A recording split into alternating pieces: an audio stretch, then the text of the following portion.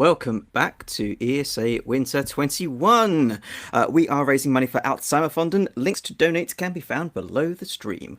We would also like to thank Koei Tecmo Europe and their latest offering, Neo 2 The Complete Edition, which is now available on Steam, Twitch and ViewSonic for sponsoring this event. And now it's time for LattMackey playing Splatterhouse. Take it away. Hello. Thank you, Robo, so much. Hello, everybody. Okay, we're going to try and follow some Big John after some Mega Man. I don't know if we can. We'll do our best. Hello, everybody. My name's LattMackey, and this is going to be Splatterhouse, as they said, on the TurboGrafx 16, or the PC Engine, as it was known in Japan and other parts of the world. For those of you that may not be familiar with this console, don't worry, you're not the only one. This console actually had some really cool features. One of the things is there's turbo switches actually built into the controller. For this game, it's one of the few games we're actually not really going to use it. It doesn't really help us in the speed running of anything, but it's pretty cool to know that the console had that built in. So if you see people using turbo, totally accepted, totally fine. Leaderboards are totally down with that because it's built into the console. Here's the game we're going to be playing today. This is Splatterhouse. And the reason I wanted to show the card is because they kind of came on these like credit card sized things. They're just kind of fun to collect and pretty cool. The size, unfortunately, though, made it so you really couldn't save any data. There's no battery backups or anything like that on the games themselves. This is a pretty quick speed run, so with a little bit of luck, we're going to finish it under 20 minutes, maybe even the 15, 16 minute area, we'll see. Just want to let you know, this game is like, it's a port of an arcade game, and try to put yourself back, late 80s, early 90s. Maybe you weren't born yet, but there were a lot of great horror culture and horror movies of the time period. Friday the 13th, Nightmare on Elm Street. This game pays a lot of homage to that culture, those movies, everything that went along with the horror of the late 80s and early 90s, maybe even some in the 70s, things like that. So we're going to get started here. I'm going to give a countdown, and you don't hear any audio on stream right now because there is none in this title sequence. And you can tell that the demo is not very good at this game. Hopefully we'll play it a little bit better than the demo. So here we go. Let's count it down, okay? 5, 4, 3, 2, 1, and go. Here we go. So the setup for this game is that you are walking along, I guess, a dark, cold night with your girlfriend, whose name is Jennifer, and you see a mansion, and you decide to stop at the mansion. And apparently, as soon as you knock on the door, you wake up all of a sudden, and you're wearing a mask, and you don't know why. So, this is Splatterhouse. We're going to be doing a lot of kicking and jumping and sliding, and the reason we're doing this is because it's actually faster to do it this way. The slide is basically the most powerful attack in this game, and it does twice the amount of damage that punching or kicking or anything else does like that. The thing also about sliding is that it moves you a lot faster through the game than anything else. Now, if you'll notice, this is actually just by the quickness in Rick's punching is just by pressing the button, it's just by mashing. So it's one of the things where it's like, oh, this is cool, it's a turbo system, but you really don't necessarily need it for this game, interestingly enough. A lot of this game in the first 5 levels is just kind of set. There's not a ton of RNG in the first 5 levels of this game. But as we get further on in the run, you'll notice that the RNG gets to be a little bit more heavy as things start to happen. So that is it for stage 1. Now, as we move through, you'll notice that my health does get replenished, but only by 2 pieces. You have 5 pieces of health, you can take 5 hits, and then you're dead. In the arcade game, this is a very punishing and a very challenging arcade game. And you only get 1 health refreshed in the arcade game. So at least as they ported this thing to the home console, they were a little bit more generous to us at home. And you'll notice that I'm jumping and kicking and sliding and all of that kind of stuff. You'll notice I'm holding a 2x4. Sadly, the 2x4 does not help us with any of the speed or anything like that. But I will tell you, it's really fun to hit enemies with. So look at this. Wow, right against the wall. Now just imagine yourself being like 9 or 10 years old, and this is the early 90s. This was like the most amazing fun game ever because you got to like smash these enemies against a wall, and it was just like one of the coolest graphic things. It was just a really fun moment. Every time I play this, I never get tired of hitting the enemies with the 2x4. The nostalgia is pretty real for this game. You'll notice also that a lot of this is kind of an auto-scroller. It's not exactly an auto-scroller. So, like if you're playing like Super Mario Brothers 3, the auto-scroll just keeps going and going and going and going until you die or you finish the level. In this game, a couple of levels actually have that idea, but you can stop the auto-scroll if you're on one side of the screen. So this is actually the boss of level 2, And yes, it is a room, and yes, it's attacking you, and yes, I'm about to bare fist a couple of knives. So here we go. We'll give it a try here. See what happens as I avoid some of these things. I do get a slide in because it does do twice the damage. You do have to beat the chair first. Here's a knife. And yes, right out of thin air. Hey, I got the actually, so that's pretty cool. And we're going to take care of a window. Why not? Oh, geez. And just like that, I'm going to stand over to one side of the room so the chandelier, as it falls, does not hit me because in the arcade game, it just automatically kills you. In this game, at least, it only does just a little bit of damage. This is a perfect time. We're ending stage 2. As we're moving on to stage 3, why don't we go for a donation or two here? Yeah, absolutely. So, got a couple of left over from the last one, which didn't get a chance to get through. So, Silver Knight, thank you very much for the $20. Right, Big J happy. And we are Big J happy. That was a fantastic run, and we are very happy. Luna is best princess. Well, not just a statement of fact, but Luna is best princess donated $10 and said, been eagerly awaiting the Big John block all week. All the best to everybody, and let's keep the fun going. And indeed, you can keep the Big John fun going because there is a donation incentive to play the Wacky World of Miniature Golf. Donation incentive which we are getting towards, although we're still about $4,000 away. So keep them coming, guys. Thanks very much. And thank you all who have donated to such an important cause. That's the reason we're all getting together here, is to really raise money for an important cause like Alzheimer's. So thank you all who have done that. And just like that, with a shotgun, we are done with another stage of this game. On to stage 4. As you noticed, a lot of the attacks and the mechanics there are kind of predetermined because there's not a whole lot of RNG in these first 5 stages, as I mentioned. These spears don't actually need them at all for the speed run, but I'll tell you, they're really fun to throw at things. So, why not grab them, spear something up? I don't know. Is there any movie or some sort of horror thing that happened that used a spear to beat, I don't know, whatever these things are, demons, monsters, whatever you want to call them? Not familiar with it, but I'm sure it exists somewhere in some sort of horror movies at some point. Oh, I was thinking of Jaws, actually. There you go. Okay. Oh, Jaws. Perfect. There you go. Yeah. Good call, Robo. So this is the next down. This one's definitely, you notice the screen is scrolling without me scrolling. I can actually stop that scroll if I just stand to the left of the screen. Now, as a speed run, you really don't want to do that. So, but I'm going to keep it going. Here we're introducing some bats. And just like in any other game, bats are the worst. There was something about the 8/16-bit era of bats that, they're awful. Everything about them. At least they're a little bit more predetermined in this game, and it's not as rough as it can be. Now, this is the mirror room, and kind of a cool effect here. You see Rick appears in the mirrors, and I'll show you here just as the music kicks in. TurboGrafx 16 had some great soundtracks, and one of the things you have to do if you speedrun this game is you have to dance to the mirrors with the beat. It's a rite of passage as far as speedrunning goes this game. So if you ever want to pick up this game, learn to dance, come up with your own moves, create your own choreography. It's all part of the game. You'll notice I'm actually playing this on the Japanese version. I have a PC Engine, so that's what I play it on. There's a couple of regional differences, interestingly enough, between the TurboGrafx 16 and the PC Engine. One of the big ones being is that Rick is wearing a white mask in this one. In the US version of this game on the TurboGrafx 16, he's actually wearing a red mask, probably for intellectual property reasons. Somebody probably didn't want to get sued here in the States, but who does? So this is the boss. Some of my favorite music in the entire game is in this church here.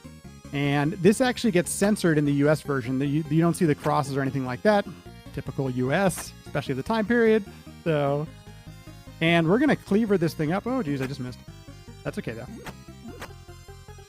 And the cleaver does do twice the amount of damage, so it's actually faster to do here. There's a little clip/glitch you can get here. It's a little bit challenging to get there. It's a little bit RNG-ish. So there we go. Okay. And just like that, we're going to be done with stage 5. And now here's where the real speed run begins. I'm sorry, stage 4. There's a very long cutscene here for no apparent reason I can't figure out. So this is a great time to read 1 or 2 donations before we move on to the next level. Fantastic, thank you very much. So we have Irish Dalek, who's donated $20 and says, 2 great causes. Time to kick Alzheimer's out and golf at ESA. Great work, Big John. It's also gone to the golfing incentive. We have Pineapple Bob, who's donated $5. Thank you very much for that. And we have Mum and Dad B, who's put a donation in, which is for a future run, but it reads, Go Ginger Ninja, beats your world record, buddy. So thank you very much for those donations, guys. Perfect. Now, stage 5. Here's where the RNG begins. There's going to be a bunch of chairs here. I don't know what order. I don't know how they're going to attack. And I'm going to try not to die on them. That's the idea here.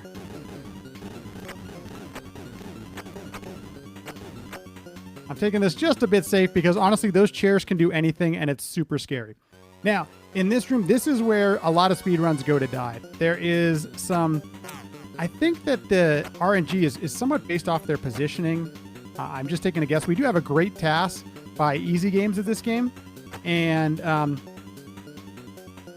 lot of the movements and the enemies and stuff are based off of your positioning and how you move towards them and everything like that. Not always sure how these guys react, so we're gonna go now. Okay, we're good.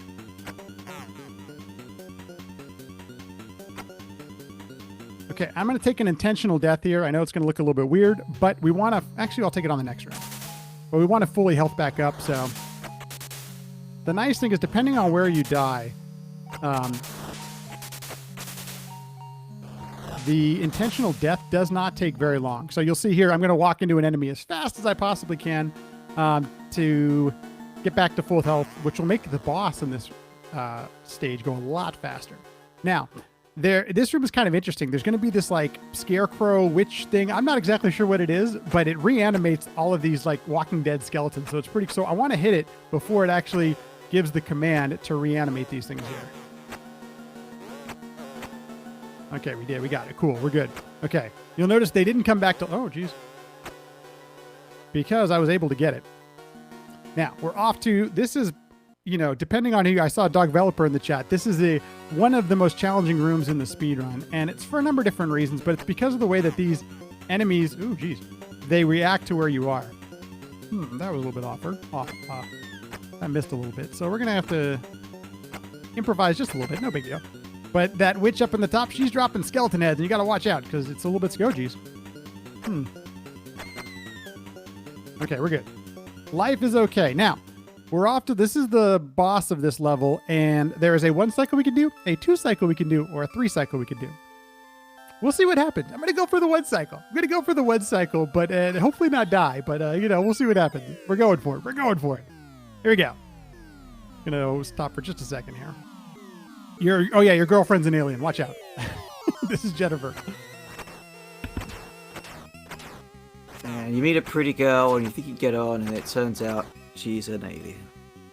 So I'm dating an alien. Okay, so we're gonna get the 2 cycle. No worries. We missed by 1 hit.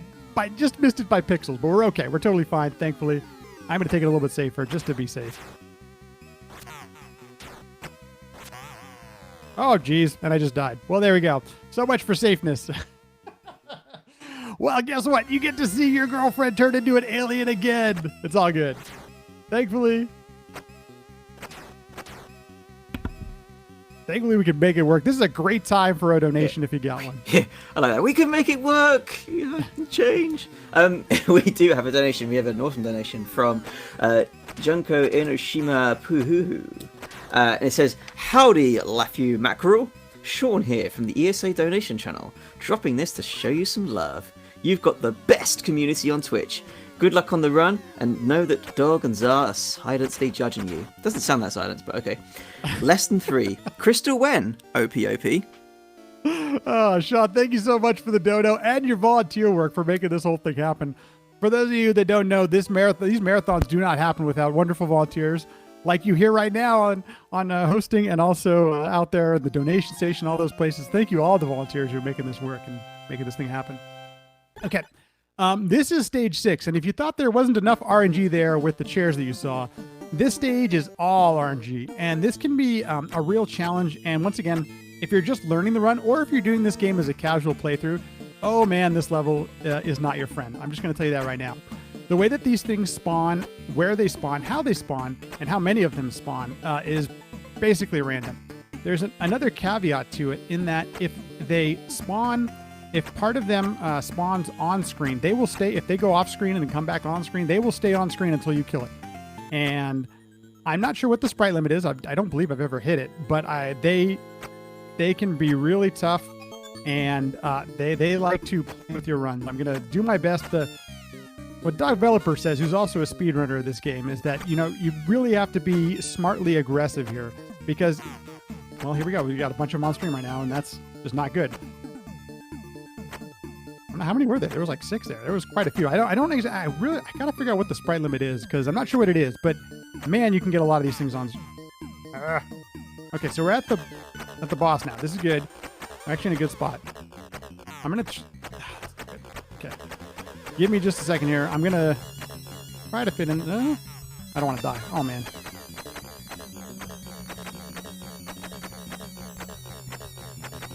Got a little bit lucky there. I'll take it. Okay, good. Woo! We didn't die.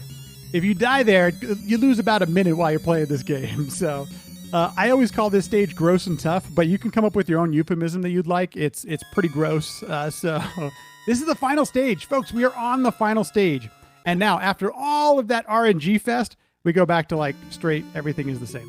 Every single time you play this game, it's going to be exactly the same. But the nice thing is, it has a really cool song. A great soundtrack moment towards the end when you're fighting the final boss here. We'll get in just a second. Yes, those, whatever they are, they're on fire. They're literally flaming it up. I don't know what... I don't even know what these things are. We got to come up with a name. Anybody got any name they want to name these enemies? I'm sure it's in an instruction or a booklet somewhere, but... Nah, that's boring. Just donate $5 and then you can officially name them and it will become There canon. you go! Naming incentive. Perfect thinking. That's... See? Thinking. I like it. Okay. This is the final boss, and it's really cool. It's very similar to the arcade version. Oh, no, we got hit. That's okay. But the boss has these giant hands that, thankfully, are pretty easy to avoid. But the rocks that you see flying up, those are a bit RNG. I'm not 100% sure where those will... They always spawn somewhere different, but I think they're based on your positioning. And then the hands kind of always do the same thing. They're just hands. There's going to be 6 cycles here because I'm going to take it a little bit safer because of the health situation. Okey-doke. And here comes another one. But I mean, just this music, it really like sets the tone really well. Sets the tone really well. Okay, we're going to hope we get a little bit lucky here. Down to 1 health. We'll see what happens. Anything can happen at this time. We need to get a little lucky with the with where the rocks are coming. Hey, we did it. Okay, time is coming up. Time is coming up. It's when I lose control of Rick. I'll tell you that in just a second. Everything is worked out. And here is time. Hey, look, we did game over. So because this game is like, it's based on an arcade game and a port, a lot of times we do talk about it in terms of 1cc, meaning you can clear it on 1 credit without a continue, you know? And that's really, especially if you're just starting to get into this game or learn the game, it's a really great standard to use. Hey, can I 1cc the game? And then kind of go from there. It's a really fun, quick game. Even if you're playing it casually, it probably won't take you more than a couple hours, but I'd highly suggest there's a lot of ways you can get a hold of the game nowadays. Virtual console, it's on the Namco Museum. You can play it on Switch. There is tons of different ways, and it's a really fun, really great game. Really good speedrun. I don't even know if I did it justice, but it really is quite fun. I hope you enjoy it. First of all, I want to thank ESA for having me and then letting me show off the TurboGrafx 16. If you're at all interested in the TurboGrafx 16 or Splatterhouse or any of this stuff, we actually have a TurboGrafx 16 Discord, and I promise you, we're all nice. We don't bite. It's a great conversation if you're all interested in this console. I know in Europe there, you may not have had as much access to it as we had in the States, which was not much to begin with as well. But it's got a great library of games that they go above and beyond just shooters and stuff like that. There's a lot of platformers and games like this. So if you're at all interested, join us on the TurboGrafx 16 Discord. You can probably find it on the speedrun.com leaderboards. We link it all there. So let's keep raising some money, folks. We got a great cause here where I know we're over 30,000 now. So let's keep this thing going and enjoy the rest of your marathon. Thank you so much for having me. And I hope everyone has a great rest of your evening. Thank you so much. Indeed. Yeah, that was a fantastic run. In fact, we are over $33,000. Yes! Woohoo, let's keep it going. Amazing. Yeah, we crossed it during your run. It was incredible. So thank you so much, guys. Please do keep it going. Coming up next, we've got Marky Dan, who's going to be running Wizards and Warriors 3, Kuros Visions of Power on the NES. So, yeah, stick around for that. But we're going to have a quick intermission, so get up, stretch your legs, get a water, a cup of tea, whatever's your poison. And, yeah, please do keep donating and supporting an amazing cause, and we will see you soon. Bye for now.